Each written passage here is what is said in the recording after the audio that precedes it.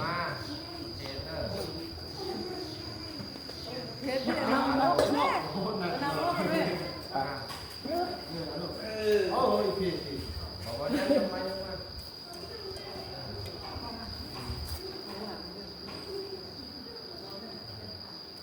ว่าเจ้าขั้นหลังโตมีเจียอยู่ห้องไปเจียเนี่ยนะน้องทุกฉลาด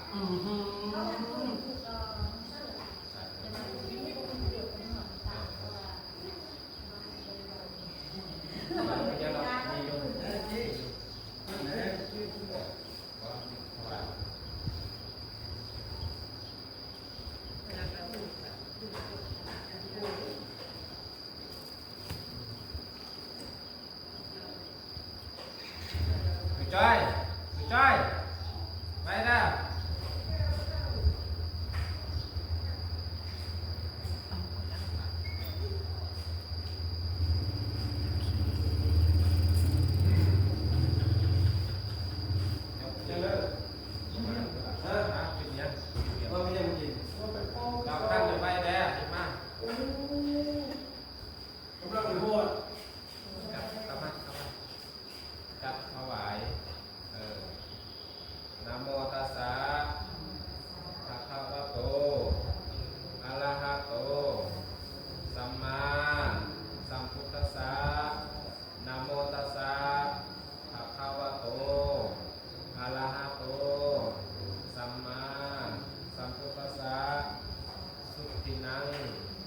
วัตเมธานัง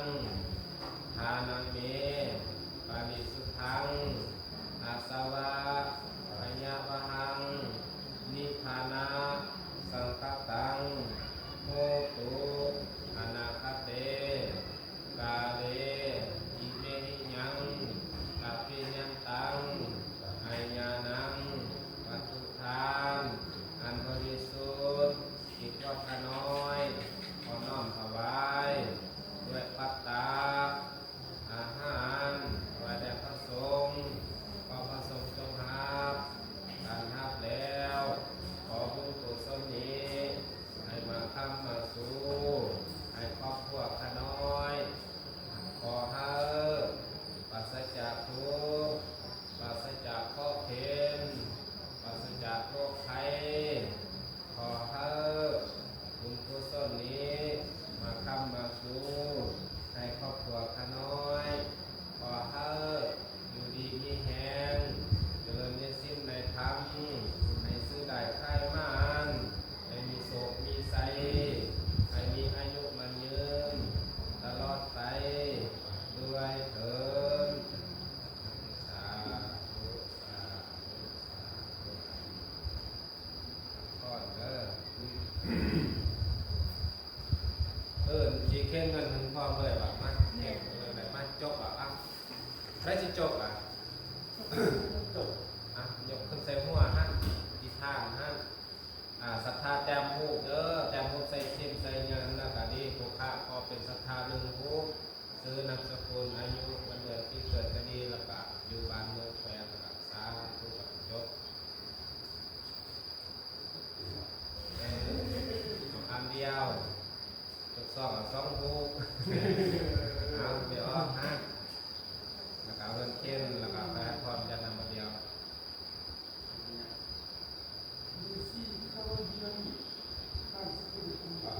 โอ้ฤาษีเขาเยี่ยมยามกุมารตอนฤาษีเข้าไปตอนพระพุทธเจ้าเพิ่งเกิดทำอิฐตอนแรกๆตอนเพิ่นยังน้อยๆเราฤาษีเข้าไปเบิ้งแล้วก็ทำนายว่าผู้นี้เห็นในอนาคตด้วยเป็นอนาเบิ้งในตอนเพิ่นทำนายนะว่าถ้าว่าบ่ได้บวชนะจะเป็นมหากษัตริย์นะถ้าว่าเพิ่นบ่ได้เป็นมหากษัตริย์เพิ่นก็จะออกมาทางนั้นล่ะมาเป็นมุนีหรือว่าเป็นนักบวชที่ว่าเป็นคนที่ว่าบรรลุในพระพุทธเจ้านี่เพิ่นยังน้อยนี่นะเพิ่นใส่ยังเพิ่นยังนอนอยู่เป็นผู้เป็นยังนี่แหละครับตอนเกิดมาแล้วพระพุทธเจ้าเราแล้วฤาษีเราเข้าไปเบิ้งว่าเด็กน้อยโอ้เป็นอันนี้เนาะเราก็เลยมาทำนายว่าคนนี้เด็กน้อยคนนี้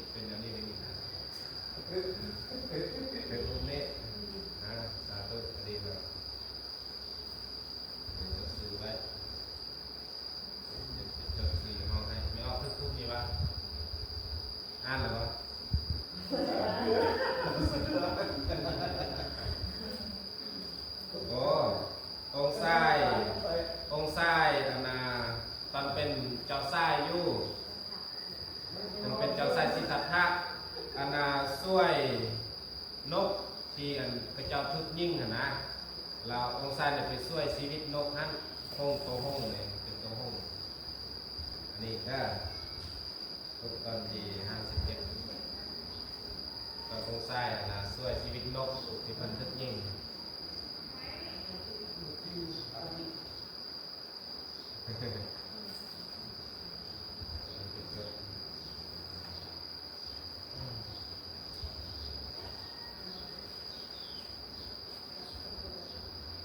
ปะสะโพกอ่ะโอเค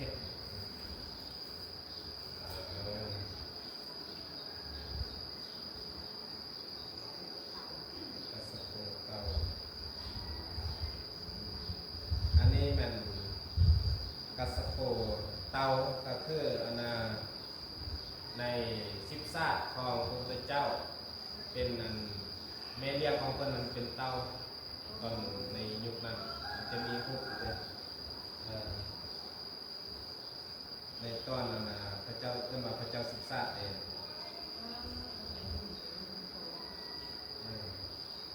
เด่นพระพุทธเจ้านั่งอยู่หลังเต่าเองข้างหน้ามันเป็นเต่านี่แหละยืนไปแสดงว่า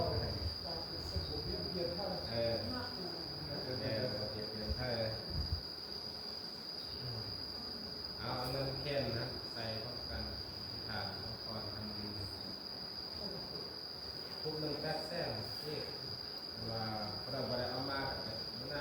ต้องมาให้ก็ได้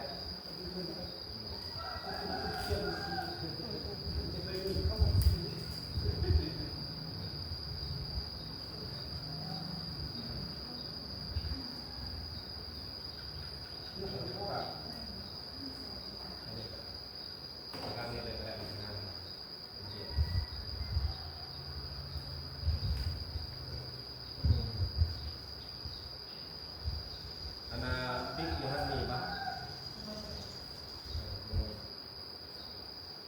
พิเศษเลยโทรศัพท์จดซื้อเพราะอนาคตเพื่อนความมีเพื่อนเฟซอะไรเนาะช่วงทำเฟซแล้วได้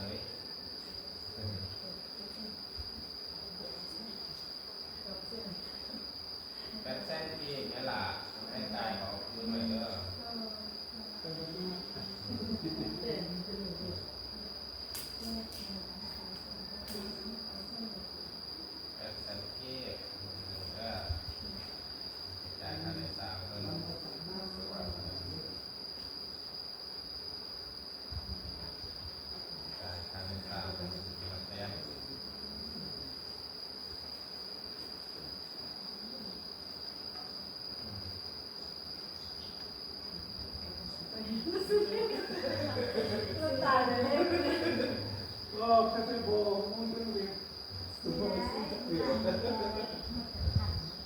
เดี๋ยวเป็นเต็มวันแต่อธิษฐานนะอธิษฐานนะสาธุเด้อเงินทุกค่าปีมาทานรักษาวัดว่าแต่พุทธคดีเป็นท่านเกี่ยวท่านที่บุญคนนี้มาทำมาสู้เขาปวดท่านน้อยของหน้ามาปกคนไทยตลอดคนดีอะไรพวกนี้มีแต่ผู้ดีๆเข้ามาชีวิตครอบครัวมีแง่ทางเงินทางคำขอให้ได้ตามความคุณบ้างในการทำปรารถนา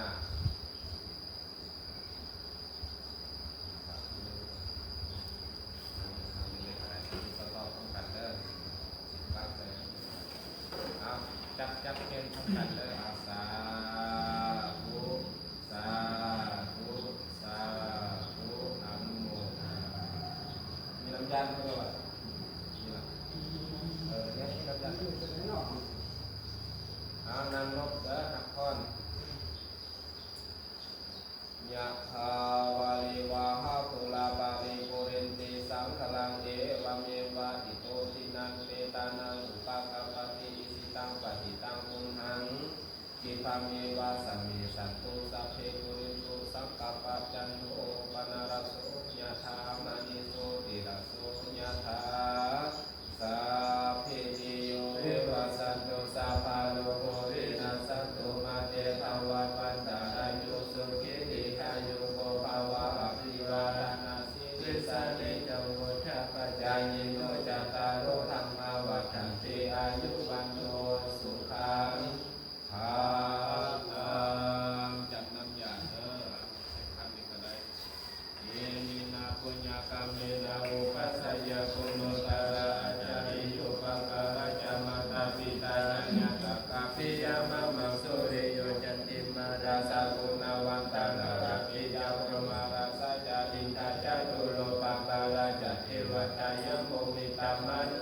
มปัสสัตตเวทิกาปิยาสัพเพ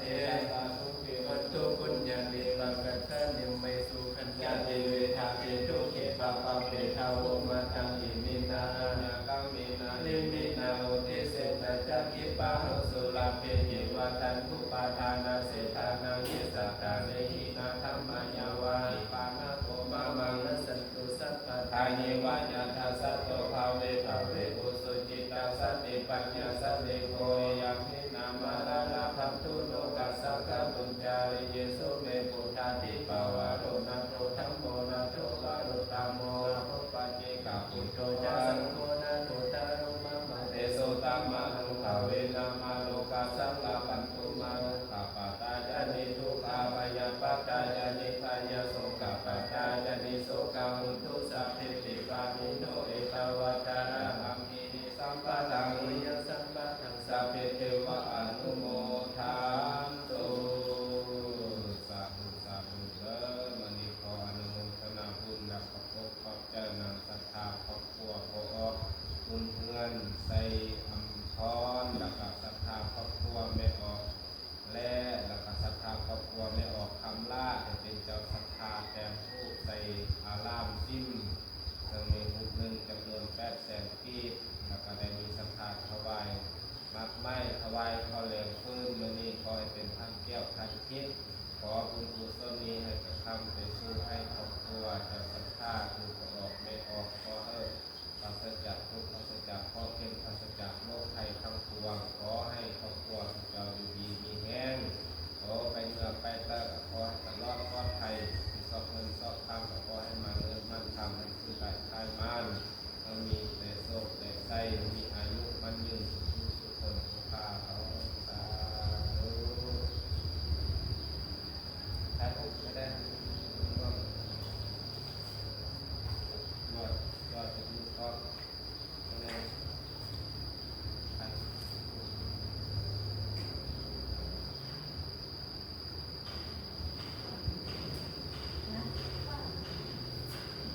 ชื่อตัวเองก็นกนี่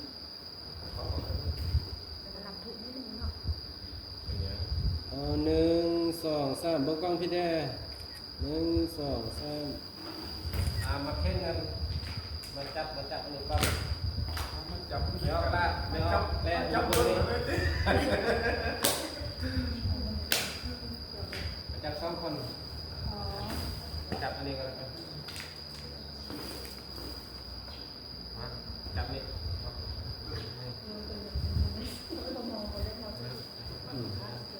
เห็ดคือเห็ดสูตรครับหนึ่งสองสามหนึ่งสองสามหนึ่งสองสามหนึ่งสองสามเฮ้ย เอากล้องไม่ออกแต่ถ่ายรูปมันงามเดี๋ยวอะไรสรุปส่งกันกันส่งซื้อให้สรุปได้เด้อไม่ออกแม่เด้อซื้อเพราะว่าผมเงินได้ส่งมาทุกเดือน ก็เป็นการเอา ออกลาได้เด้อ การสร้างเต็มสิ้นพี่น้องก็คือว่าสำเร็จไปดูนะเดี๋ยวมืออาบุญนำกันเด้อพี่น้อง ผมยังเคยตั้งไปอยู่เวียงอ่ะ เด้อ ทำไมตั้งเดือนอันนี้ใส่ เงินได้เนี่ยผมเอาดีเนาะ วันนี้ได้มัดแค้นนะ นะบอกเงินเลยไม่หลาย ถ้าทำไมจะนั่งประมาณ นะ เดี๋ยวนี้บ้านเอาก็ได้แต่จะทำเคยดูเนาะดูก็จะไปก็จะไปดูเป็นทำเป็นเนี่ย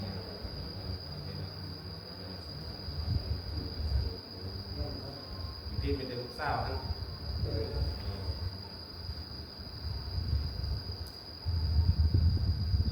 ห้องยังเสร็จเยอะขึ้นไปเลยไปแล้วนะ จับมาแล้วก็สมัยแล้วก็มีนาครับ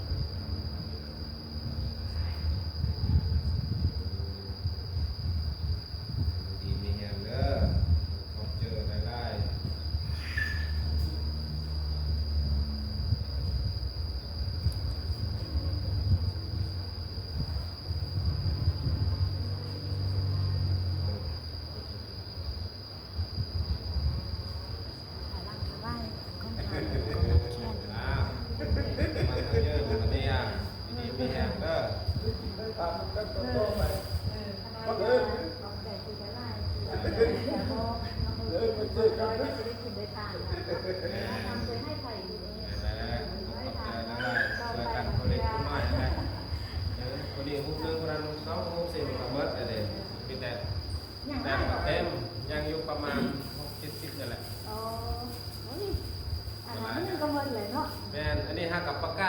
มือมานี่ซื่อเนี่ยแสดงว่าซาไปคนละแดกมันมาโมนำ ปัญหาเราถือว่าให้อ่ะนะให้คนจบแบบนะแห่ไปคือสมมติไปดูเบี่ยงจู่ๆกับวิดีโอคอลเราให้จวบให้จบให้คนนี้นั่นเอา แต่ว่าเขาก็ย่าและปลาคนมาจบเอา เพื่อ แม่นนะการเฮ็ดอยู่แต่ว่าเขาก็ได้เฮ็ดแบบไม่ออกลาเฮ็ดบ้า เห็นได้มีขน้อยมาดีเลยสมมติว่าถ้าจะยัดทานเราจะถ้าดูยัดทานเราสะดวกก็อยู่ที่โชว์แล้วก็ให้ตัวมันสลากเขาเปิดจนหลุด